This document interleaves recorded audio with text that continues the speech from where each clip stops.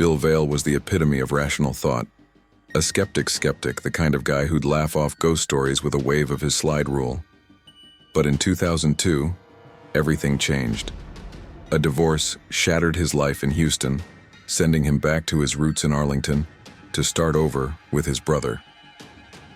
What began as a fresh chapter in a modest two-bedroom house on a tree-lined street turned into a nightmare that defies logic, science, and sanity itself. This is the story of Bill Vaile. Not just a haunting, but a siege. A war waged in the shadows of his home by forces that clawed their way into his reality. Over 2 decades, Bill has documented scratches on his skin that appear without cause, objects hurled across rooms by invisible hands, and apparitions that stare back from the corner of his eye.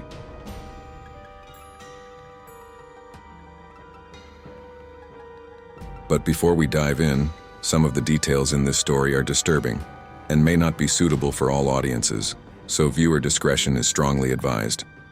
As always, remember to hit the like button, subscribe, and turn on post notifications to stay up to date with the channel.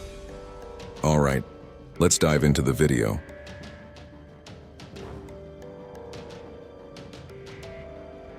To understand Bill Vaile, you have to start at the beginning, not the haunting, but the man.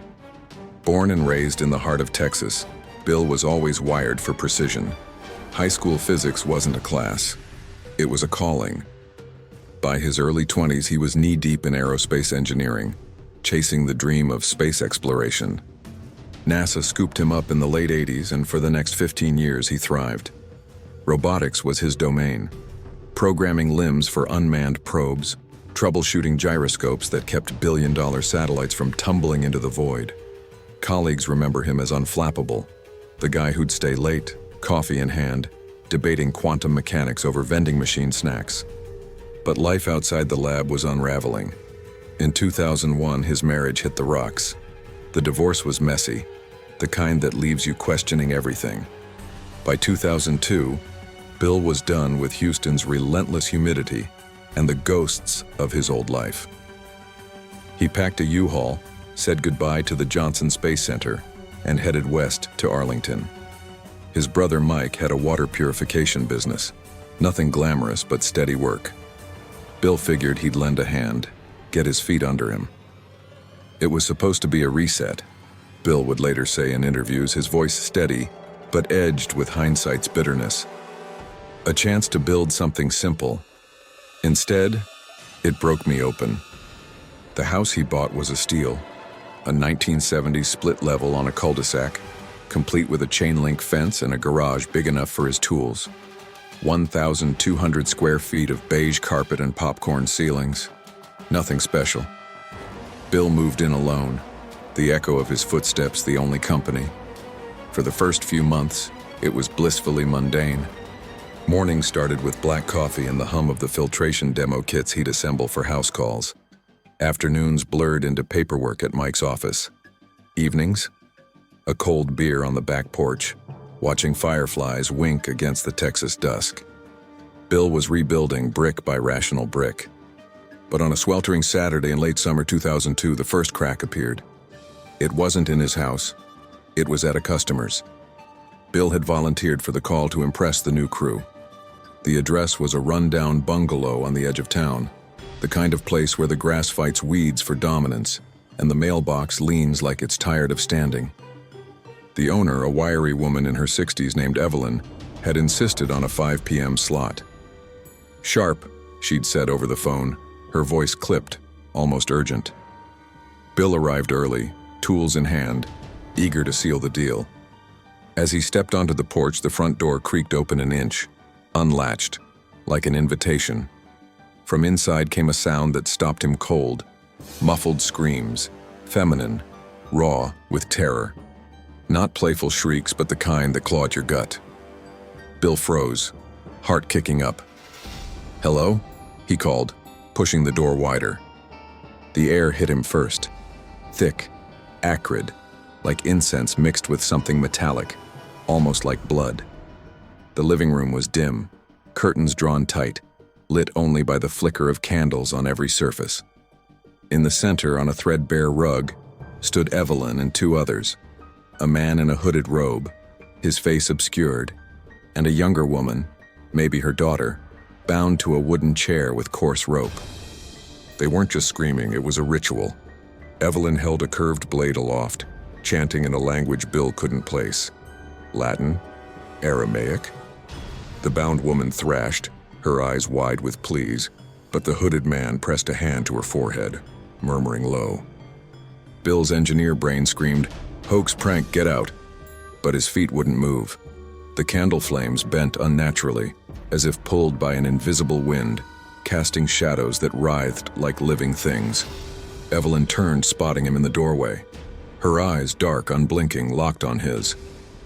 "You," she hissed, the chant faltering. "Witness." Bill bolted. He didn't wait for explanations, didn't call the cops. He just drove, white-knuckled, back to his quiet street, the screams echoing in his skull. That night, sleep wouldn't come. He lay in the dark of his new bedroom, staring at the ceiling fan's lazy spin, telling himself it was adrenaline, nothing more. But as the clock ticked past 2 a.m., a chill settled. Not the AC, but something deeper, like the house itself was exhaling frost. And then, from the hallway, a whisper. "Witness." Bill shook it off, of course. He was a scientist, not some wide-eyed freshman spooked by a LARP gone wrong. Monday morning, he threw himself into work. Demos, installs, the rote rhythm of filters and fittings. But the whispers lingered, faint at first, like radio static in his ears. By week 2, they had formed. Footsteps in the empty hall at night, doors creaking open on their own, and the scratches, tiny at first, like paper cuts on his forearms, appearing mid-conversation with Mike over lunch. "Stress," Bill muttered, popping antacids like candy. "Divorce jitters." But denial has limits. One evening, after a long day unclogging a client's pipes, Bill collapsed onto the couch with a microwave dinner. The TV droned some forgettable sitcoms, canned laughter, and a hollow echo. That's when the air shifted. Heavy, pressurized like before a storm. The lights dimmed, not flickered, but dimmed, as if the house were dimming its own eyes. From the kitchen came a crash, his toolbox neatly stowed on the counter, hurled to the floor. Tools scattered like shrapnel, wrenches skittering across linoleum, pliers clanging against cabinet doors. Bill shot up, pulse hammering. "Who's there?" Silence. Then, laughter. Not human, low, guttural, like stones grinding in a gravel pit. It bubbled from the walls, the ceiling, everywhere and nowhere. Bill grabbed a flashlight, sweeping the beam through the kitchen. Empty. But as he bent to gather the tools, something grazed his neck. Cold fingers, taloned, tracing a line from earlobe to collarbone. He spun, beam catching only shadows. On the fridge door, in the condensation from the freezer's hum, words etched themselves. "You saw. Now we see you." He didn't sleep that night, or the next. By Friday, the marks multiplied. Red welts across his chest, like claw rakes from a dream he couldn't wake from. Objects moved with purpose, keys vanishing from pockets, reappearing in the mailbox outside. The TV turned on at 3:33 a.m., static resolving into faces, distorted, eyeless, mouthing silent accusations. Bill called his brother. "Mike, something's wrong with the house." "Wiring, carbon monoxide." Mike humored him and sent an electrician. The guy found nothing. Circuits pristine, air pure. "The place is solid, Bill. Maybe lay off the late nights." But Bill knew. Deep in that rational core he'd honed at NASA, he knew this wasn't faulty fuses. This was the response. Retribution. Whatever Evelyn had been conjuring in that bungalow, Bill had interrupted it. And now, it had followed him home. Skepticism is a fragile shield against the abyss. For Bill, the breaking point came 2 months in, on a night that blurred the line between haunting and horror. He'd rigged his first camera, a clunky camcorder on a tripod in the living room, infrared mode glowing green. Proof, he told himself, hitting record before crashing on the couch. The tape ran silent for hours, capturing the mundane, the clock's tick, the fridge's hum. Bill snores ragged with exhaustion. At 2:47 a.m., the frame glitched. Static snowed the screen, resolving into orbs, pulsing lights, softball-sized, drifting from the hallway like bioluminescent jellyfish. They hovered, bobbed, then multiplied. 5, 10, a swarm. The audio picked up then. Whispers, layered, overlapping. Witness, interrupt, pay. Bill stirred on the couch, oblivious, but the orbs converged above him, pulsing brighter. One dipped low, brushing his forehead. He jolted awake, eyes wide, scrambling for the remote. The light snapped back to normal, but not before the camcorder caught it. A shadow detaching from the wall, humanoid, elongated limbs unfolding like a spider from its web. It lunged, off frame, and Bill's scream tore the night. He rewound the tape at dawn, hands shaking over the play button. There it was, undeniable. Not lens flare, not dust motes. Intelligent motion, captured in pixels. Bill's NASA training kicked in. Analyze, document, replicate. He bought more gear, motion sensors, thermal cams, a digital recorder for EVPS. Nights became vigils. The evidence piled up like forensic exhibits, scratches that burned like acid forming patterns, symbols he'd later match to occult grimoires, sigils for binding and unbinding. Apports, small objects materializing from thin air, a silver locket, engraved with Evelyn's initials, dropping from the ceiling fan one morning. A shard of bone, human, lab-tested later, under his pillow. Poltergeist fury, chairs toppling in unison, cabinets vomiting dishes in a porcelain avalanche. Once, his entire tool belt levitated, tools unsheathing like swords, slashing at the air inches from his face. And the voices. God, the voices. The recorder caught them in sessions, growls in tongues that linguists couldn't place, English phrases twisted with venom. We are the visitors. You invited us. Bill played them for Mike over beers one night, the tape hissing between them. Mike's face was drained of color. Jesus, Bill, that's not right. For the first time, doubt crept into the rational brother's eyes. Word spread in whispers through family, then friends. Bill's sister, visiting from Dallas, saw it firsthand. A figure in the spare room, tall and hooded, vanishing as she blinked. His nephew, 10 years old, woke screaming from nightmares he swore weren't his. Visions of a ritual circle, Evelyn's blade dripping crimson. The house wasn't just haunted, it was infected, a vector for something ancient and angry.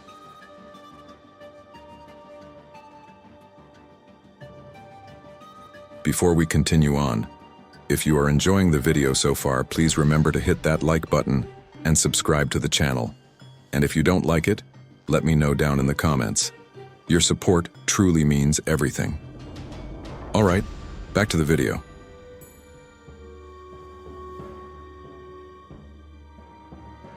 By early 2003, Bill was a ghost in his own life. Work suffered. House calls cut short by phantom bangs echoing in clients' ears. Demos derailed when water filters gurgled with voices instead of H2O. Mike pulled him aside one afternoon in the office lot, gravel crunching under tires. "Take a break, bro. See someone." Bill nodded, but therapy was a joke. The shrink prescribed Valium, called it adjustment disorder. Bill filled the script, but the pills did nothing against shadows that whispered his sins, real and imagined. Isolation set in. Friends drifted, uncomfortable with the crazy uncle vibes. Bill's world shrank to the house and its horrors, a feedback loop of fear and documentation. He dove into research, scouring libraries for ritual lore, cross-referencing symbols with online forums in the dial-up era. That's how he found the investigators, a loose network of amateurs calling themselves the Texas Anomalous Research Group, or TARG. Led by a grizzled ex-cop named Harlan, they specialized in the fringe. UFOs one week, Bigfoot the next. Bill emailed them a zip file of clips expecting dismissal. Harlan called back at midnight. "Son, that's not ghosts. That's an infestation." They arrived 2 weeks later. Harlan, wiry and scarred. Lisa, a psychic with a no-nonsense bob. And tech whiz Kyle, lugging cases of gear. The investigation spanned 3 nights. The house wired like a crime scene. Cameras in every corner. EMF meters beeping like Geiger counters in a fallout zone. Bill hovered, a reluctant host, brewing coffee laced with unease. Night 1 was quiet, almost mocking. Meters spiked at 3 a.m., but visuals showed zilch. Lisa sensed layers, old residual energy from previous owners, overlaid with something fresh, opportunistic. "You poked a hornet's nest," she said, tracing a sigil in salt across the threshold. Night 2 ramped up. Objects flew, a lamp shattering against the wall, shards embedding in drywall like shrapnel. EVPs snarled through speakers. "Leave or join." Harlan's K2 meter went haywire, lights flashing red as footsteps pounded the attic stairs. No one up there but dust. Then the bedroom. Bill's sanctum, where scratches bloomed like roses on his skin. Kyle set up the thermal cam, infrared painting the room in ghostly blues and yellows. They waited, breaths held. At 1:14 a.m., the temperature plunged 20 degrees. The cam caught it first. A heat signature, humanoid, crouching in the corner. It unfolded, 7 feet tall, limbs too long, head a void. The figure lunged, crossing the room in a blur. Bill felt it before he saw it, pressure on his chest, like drowning in tar. He gasped, clawing at nothing, as the entity pinned him. On tape, a roar, inhuman, layered with Evelyn's chant. Lisa's voice cut through. "In nomine Patris, ego te exorcizo." Salt flew, prayers barked.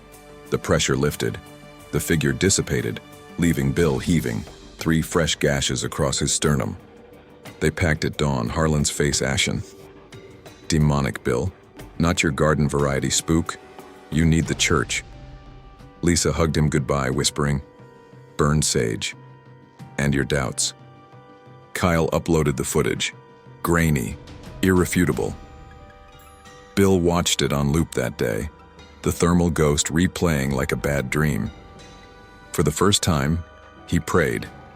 Not to God exactly, but to whatever might listen. The Targ visit was a turning point, but not the salvation Bill craved. The activity didn't stop. It evolved, smarter, more personal. Shadows now mimicked loved ones, his ex-wife in the doorway, mouth sewn shut with black thread. Mike's silhouette beckoning from the basement stairs. Sleep became a battlefield. Nightmares of the bungalow, Evelyn's blade carving his name into flesh. He'd wake drenched, sheets twisted like restraints, bruises blooming on ribs he swore untouched. Bill reached out to the church in spring 2003, cold-calling dioceses until he hit pay dirt. Father Reyes, a grizzled exorcist from Fort Worth with eyes like chipped flint. Reyes listened to the tapes over the phone, his silence heavier than judgment. "Come to the cathedral. Bring everything." Bill drove the hour, tapes and thermal prints in a manila envelope, feeling like a penitent hauling sins to confession. Reyes met him in a side chapel, the air thick with incense and old wood. He played the footage on a laptop, crucifix dangling from his neck. "This is no poltergeist," he murmured, pausing on the lunging figure. "This is oppression." A door cracked open. They scheduled the first rite for June, a minor exorcism, preliminary, to test the waters. Bill prepped the house. Holy water in every corner, crucifixes nailed above doors, Bibles open to psalms on nightstands. Friends rallied, Mike and a few holdouts forming a prayer chain. The night arrived humid, thunder rumbling distant threats. Reyes arrived with 2 assistants, vestments flowing like ghosts themselves. They started in the living room, circle of salt and candles, Bill on his knees in the center. Latin rolled from Reyes's lips, sonorous and unyielding. Exorcizo te, immundissim spiritus. At first calm, then resistance. The candles guttered, flames bending backward. A wind howled, impossible, windows sealed, knocking hymnals from shelves. Bill felt it building, a pressure in his skull like migraine on steroids. His vision tunneled. Evelyn's face superimposed over Reyes, laughing. The growls started, from the walls, the floor, Bill's own throat.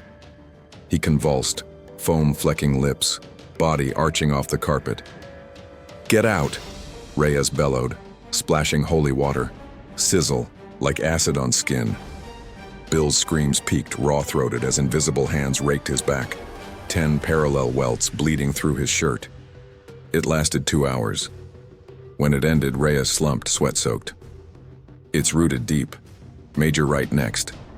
Bill collapsed on the couch, wounds stinging, but lighter. The house felt aired out, shadows retreating to corners. For a week, peace. No footsteps, no whispers. Bill slept through the night, dreamed of stars. NASA days, clean and vast. But evil doesn't concede. The major exorcism came in July, under a full moon that bathed the yard in silver. This time, the bishop oversaw. Robes, relics, a full arsenal. They moved room to room, reclaiming territory. The basement was hell. Air turned to soup, meters off the charts. Something hurled Reyes against the washer-dryer, cracking ribs.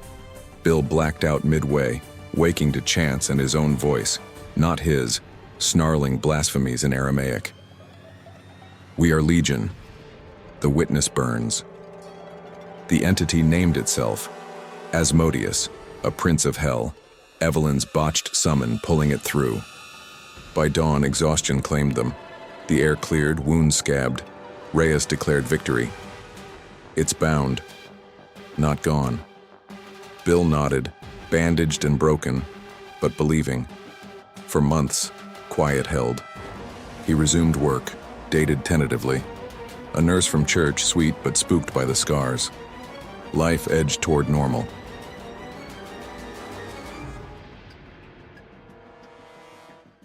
But hauntings like this aren't fairy tales with neat endings. They're chronic, like a cancer that metastasizes. By 2004, the stirrings returned. Subtle, insidious. A crucifix melting in the night, lead white wax pooling like tears. Whispers in the shower, steam fogging the mirror with relapse. Bill doubled down. More prayers, blessed metals sewn into curtains. He connected with online communities, Reddit's r/paranormal, early forums buzzing with similar tales. Skeptics debunked his vids. Hoax, strings and fans. But believers saw truth, the intelligence, the escalation. The turning point was the possession scare fall 2005. Bill came home from a demo, reeking of chlorine, to find the house inverted. Furniture stacked in the foyer like modern art gone wrong. Couch atop the TV, chairs teetering in a pyramid. Drawers emptied, silverware arranged in pentagrams on the floor. In the bedroom, his Bible lay shredded, pages fluttering like confetti. And on the bed, levitating 3 inches, his ex-wife's wedding photo, frame cracked, her smile twisted into a leer. He fled to Mike's, pounding on the door at 11 p.m. "It's back. Worse." Mike, pragmatic to a fault, called Reyes. The priest arrived at midnight, face grim. They performed an emergency rite in the garage. Bill convulsing again, speaking tongues, eyes rolling white. This time it latched. For 48 hours, Bill wasn't Bill. He'd laugh at funerals, curse at communion, once levitating a coffee mug with a flick of rage. Reyes bound it but warned. "It's learning you. Adapting." From there, the haunting fragmented, peaks and valleys like a fever chart. 2006 brought the visitors. Not one entity, but many. Small ones first. Imps, knee-high, scampering in peripheral vision, giggling like hyenas. Caught on nanny cams Bill installed for proof. Blurs darting behind furniture, knocking knickknacks askew. Then the tall ones, hooded sentinels in doorways, motionless, watching. One night, Bill cornered one in the kitchen, thermal cam rolling. It turned, face a swirl of void, whispering his childhood sins. The time he cheated on a test, the lie that ended his marriage. He swung a blessed poker. It dissolved, leaving ozone and regret. Bill's documentation became obsessive. Terabytes of footage, over 500 hours by 2010, cataloged in binders, timestamps, classifications, poltergeist versus apparition, cross-referenced with lunar phases, his moods. He self-published a chapbook, The Visitors, A Skeptic's Descent, 50 copies photocopied at Kinko's. It sold out in paranormal circles, drawing media nibbles. Local news did a fluff piece. Ex-NASA engineer fights ghosts with gadgets. Skeptics howled. Believers pilgrimaged. One fan, a sound engineer, cleaned his EVPS, isolating layers. Not just growls, but coordinates. Lat long pointing to Evelyn's old bungalow, long since razed.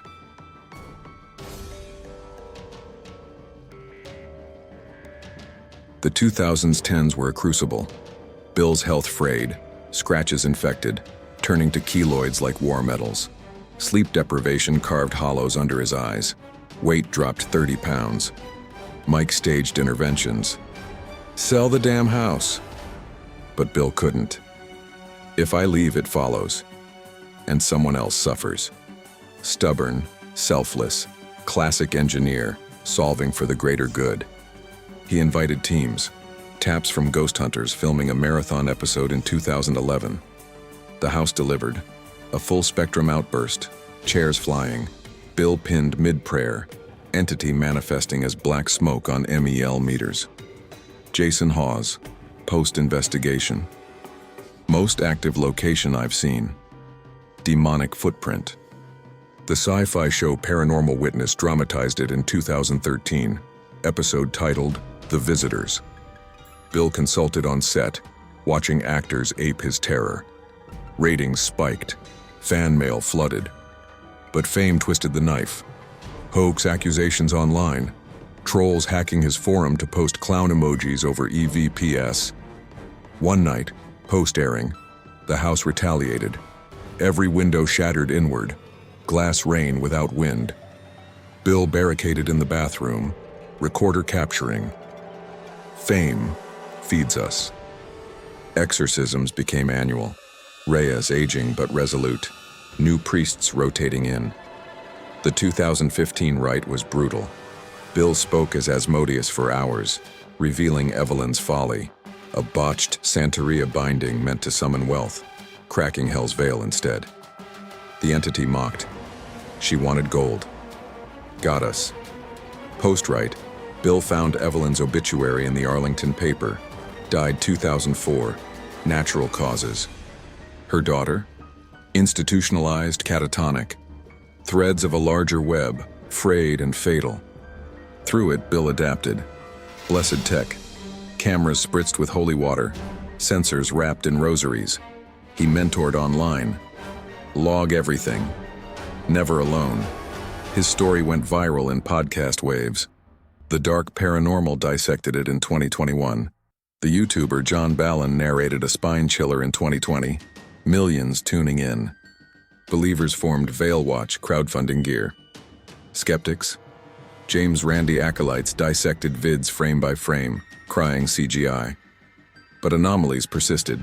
Frames where shadows bent physics, EVPS syncing with Bill's heartbeat.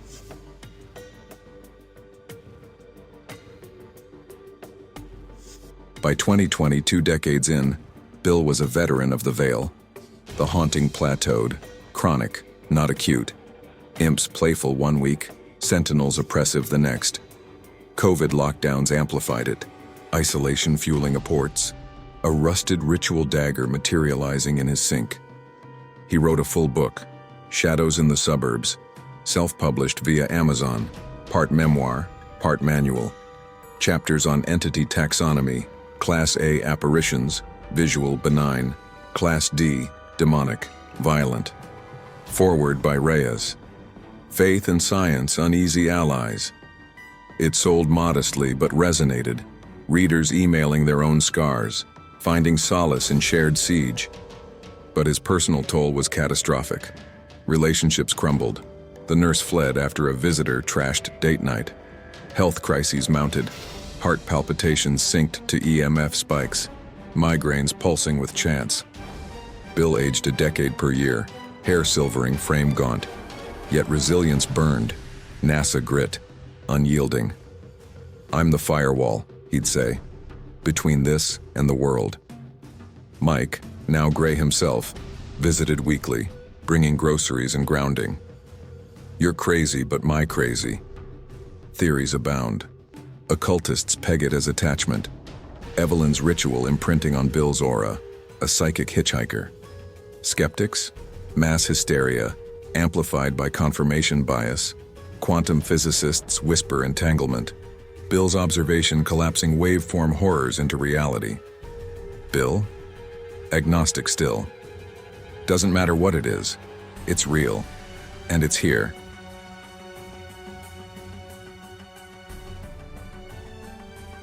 Thank you so much for watching.